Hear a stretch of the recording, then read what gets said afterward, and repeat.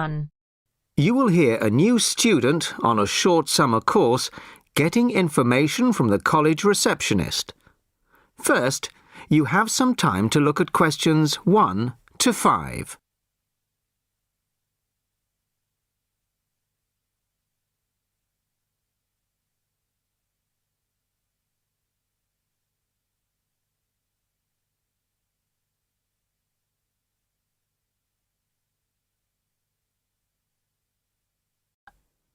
Now the test will begin.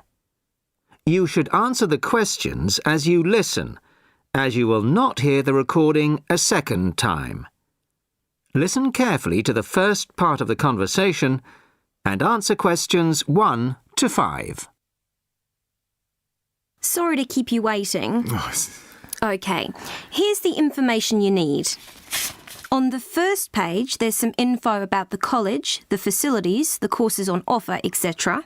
Then, on these blue pages here, there's an outline of the social activities. You see there, OK? Yes.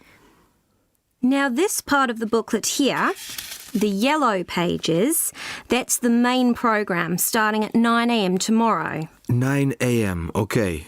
So all the new students will be gathering in Herville Hall at 9 o'clock.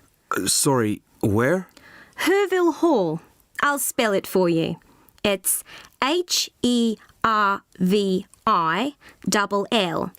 and then Hall for hall, of course. It's the big white building by the entrance. OK, I've seen it. Right. Anyway, you'll be in there for an hour. First, the Director of Studies will explain the various courses we offer and the requirements for them.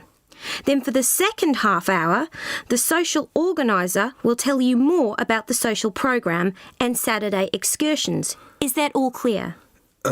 Yes, I think so. Then where do I go after that? Yes, OK. After the talks in the hall, there's a break. And then at 11:15, go to classroom 4 to have a placement test. 11:45. This placement test is to find my level in English? Exactly.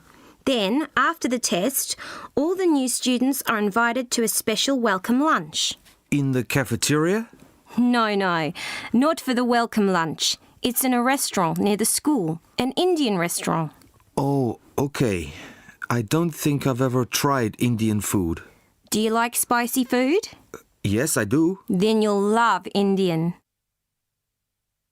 Before you hear the rest of the conversation, you have some time to look at questions 6 to 10.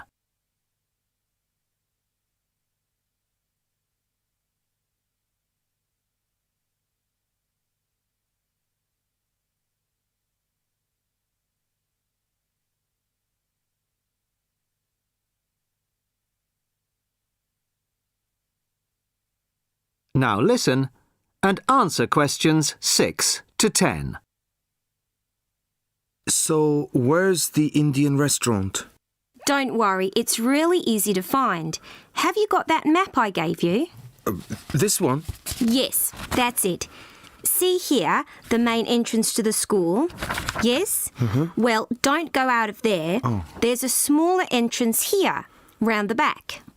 Oh, yes, I see. OK, so you go out of there, past the phone box, and then turn right into this road here, the one that goes along the side of the park. You'll see a supermarket on the left, and then it's just after that on the right. It's quite a big place. You can't miss it. OK. And one more thing. Is there a post office near here? Post office? Oh, yes, of course. Just the other side of the park. Go through the middle of the park, and it's there by the park entrance. Thanks a lot. You're welcome. Oh, there's a good cafe near here too. Very popular with the students. Just there. You go out of the main entrance into Varley Road, then turn left at the bank, and it's at the end of the street. They do amazing coffee. That's great. Thanks very much. No problem. Enjoy your course. Thanks again. Bye.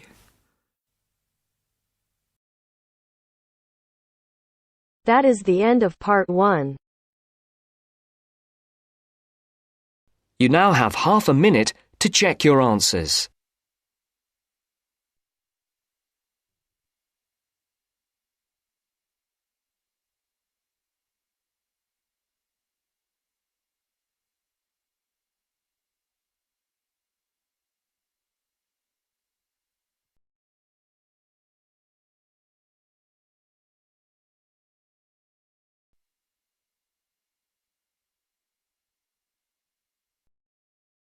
Now turns to Part 2.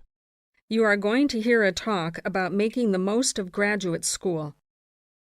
First, you have some time to look at questions 11 to 16.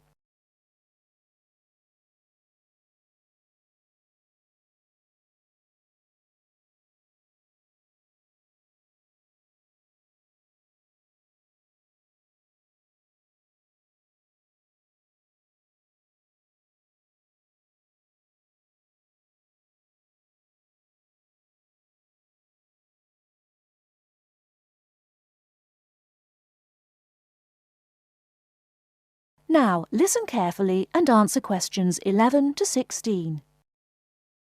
Entrance to the graduate school. My job now is to give you the graduate school survival guide and make some concise suggestions for getting the most out of your relationship with our research supervisor, getting the most out of what you read, and making continual progress with your research. First, your relationship with your supervisor. This is fundamental. Meet regularly. You should expect to meet once a week or at least every other week because this will give you the motivation to make progress and also keeps your advisor aware of your work. Prepare for your meetings. Come to each meeting. Also, bring the notes from your previous meeting together with a list of any upcoming deadlines. Make a plan for what you hope to get out of each meeting. After the meeting, email your supervisor a brief summary. Include a list of major topics discussed, a list of what you agreed on, a note of any advice you may not want to follow, and a new summary of what you are planning to do. This helps avoid misunderstandings and provides a handy record of the progress of your research. Add a to-do list for yourself and your supervisor, including a reading list. Finally, add the time and date for the next meeting. My second main piece of advice is to keep your supervisor informed. Show him or her the results of your work as soon as possible. This helps your supervisor understand your research and identify any potential points of conflict early in the process. Include summaries of your work, including any results of experiments, and also anything you write about your research. Thirdly, communicate clearly. If you disagree with your advisor, state your objections and concerns clearly and calmly. If you feel that something about your relationship is not working, discuss it with him or her.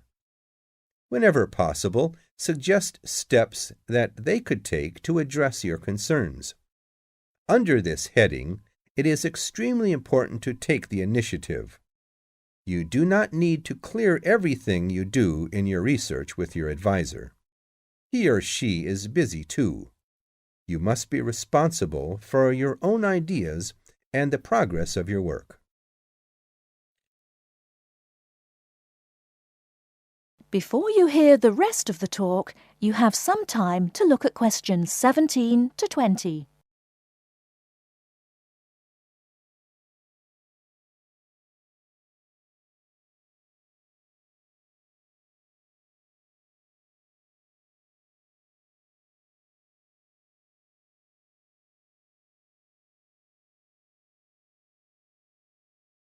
Now listen and answer questions 17 to 20. The second section of my talk is about getting the most out of what you read. The first principle here is to be organized. Keep an electronic bibliography with notes and pointers to the paper files. Keep and file all the papers you have read. Point 2. Be efficient. Only read what you need to. Start by reading only the conclusion, scanning figures and tables, and looking at their references. Read the other sections only if the paper seems relevant or you think it might help you get a different perspective. Skip the sections you think you already understand. These are often the background and motivation sections. It's of critical importance to take good notes on every paper you find worth reading. Note especially what problem the author is trying to solve, what approach they take to the problem, and how their approach differs from other approaches. Next, summarize what you have read on each topic. After you have read several papers on the same topic, note the key problems, the various formulations of the problem under consideration, the relationship between the various approaches and the alternative approaches you come across. Let me add one point you might not have already thought of. Read PhD theses. Even though they are long, they can be very helpful for quickly learning about what has been done in your field of interest. Focus particularly on the background sections and method sections. Don't forget to read your advisor's thesis. This will give you an idea of what he or she expects from you. The third section of my talk is about making continual progress with your research. Keep a journal of your ideas.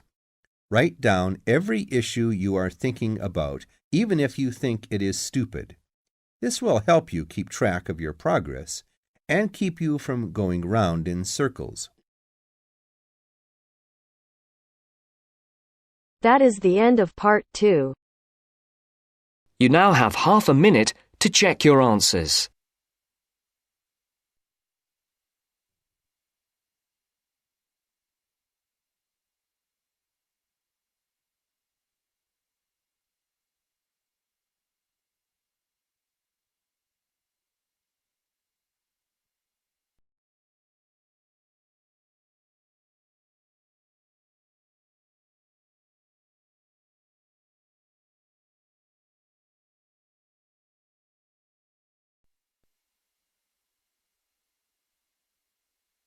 Now turns to part 3.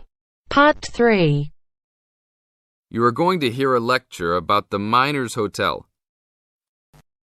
First, you have some time to look at questions 21 to 24.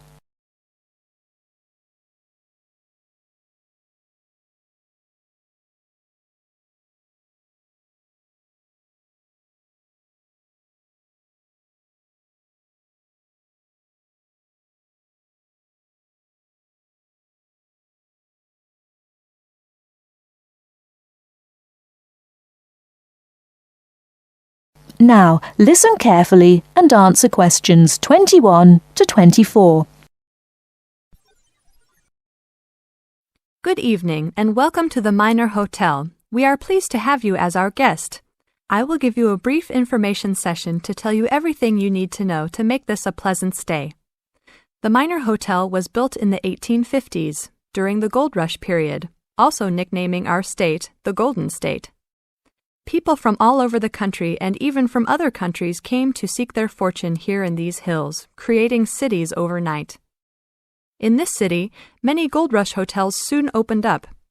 This particular hotel was built in 1851, but was destroyed during an earthquake. It was rebuilt in 1995 to recreate the feel of the Gold Rush, complete with articles and actual photographs from during the 1850s. Our hotel is divided into two buildings, one called the Gold Tower and the other is named the Fortune Tower. You will be staying in the Fortune Tower on the 25th floor, complete with great views of the city. Your room is the best room in the hotel, complete with private living room and hot tub. Here is your room card. On the card it will say FT, meaning Fortune Tower. On the bottom of the card it will say 2515. The 25 stands for the 25th floor, and the 15 stands for the 15th room on that particular floor. Before you hear the rest of the talk, you have some time to look at questions 25 to 30.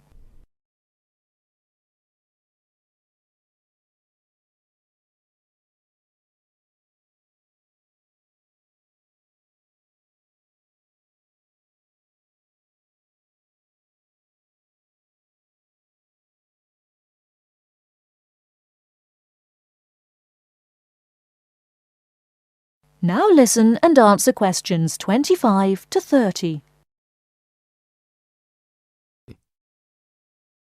There are emergency exits in both towers of the hotel. They are located on the south side, opposite the elevators. Please use these in case of a fire or other emergency. We have some special events happening this week. Our Miners Diner is offering a special Miners Buffet dinner this Friday and Saturday for only $20 per person. This special includes all food, not including drinks and alcohol, and shows for the night. The buffet will be available from 5 to midnight.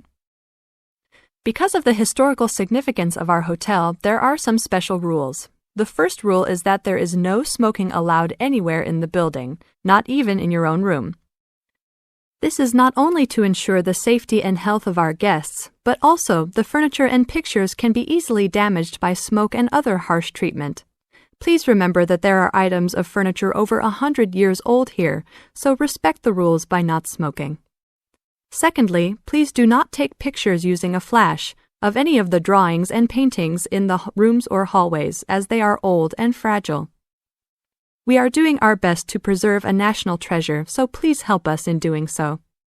Lastly, you will only have one set of towels and bed sheets per 3 days. This is to conserve the water supply, as there are frequent droughts this high up in the hills.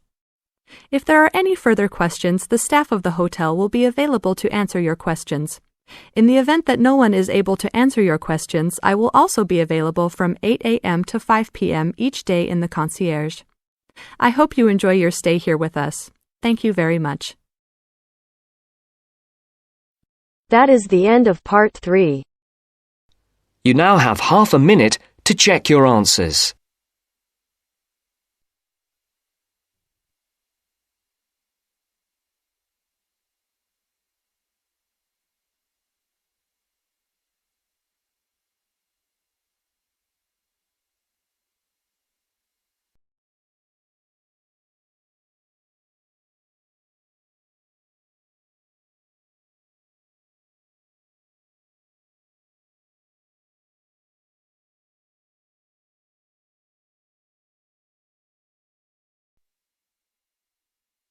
Now turns to part 4. Part 4. You will hear an environmental studies student giving a presentation about his project on saving an endangered species of plant. Now you have some time to look at questions 31 to 40.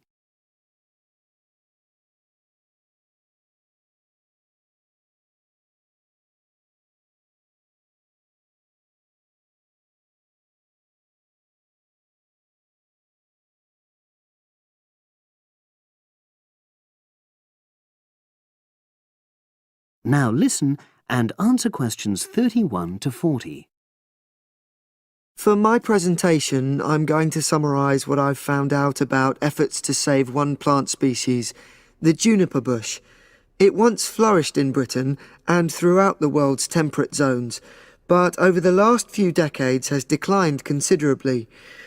Before I go on to explain the steps being taken to save it in England, let me start by looking at some background information and why the juniper has been so important in cultural as well as ecological terms, historically and in the present day. Firstly, I want to emphasise the fact that juniper is a very ancient plant. It has been discovered that it was actually amongst the first species of plants to establish itself in Britain in the period following the most recent Ice Age. And, as I say, it has a much valued place in British culture. It was used widely as a fuel during the Middle Ages because when burnt, the smoke given off is all but invisible, and so any illicit activities involving fire could go on without being detected. For example, cooking game hunted illegally. It also has valuable medicinal properties. Particularly during large epidemics, oils were extracted from the juniper wood and sprayed in the air to try to prevent the spread of infection in hospital wards. And these days, perhaps its most well-known use is in cuisine, cooking, where its berries are a much valued ingredient, used to flavour a variety of meat dishes and also drinks. Turning now to ecological issues, juniper bushes play an important role in supporting other living things. If juniper bushes are wiped out, this would radically affect many different insect and also fungus species. We simply cannot afford to let this species die out.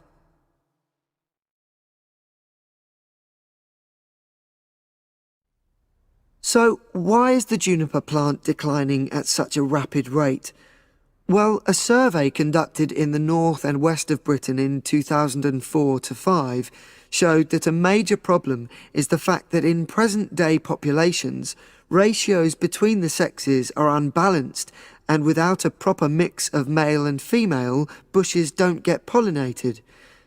Also, the survey found that in a lot of these populations, the plants are the same age, so this means that bushes grow old and start to die at similar times, leading to swift extinction of whole populations.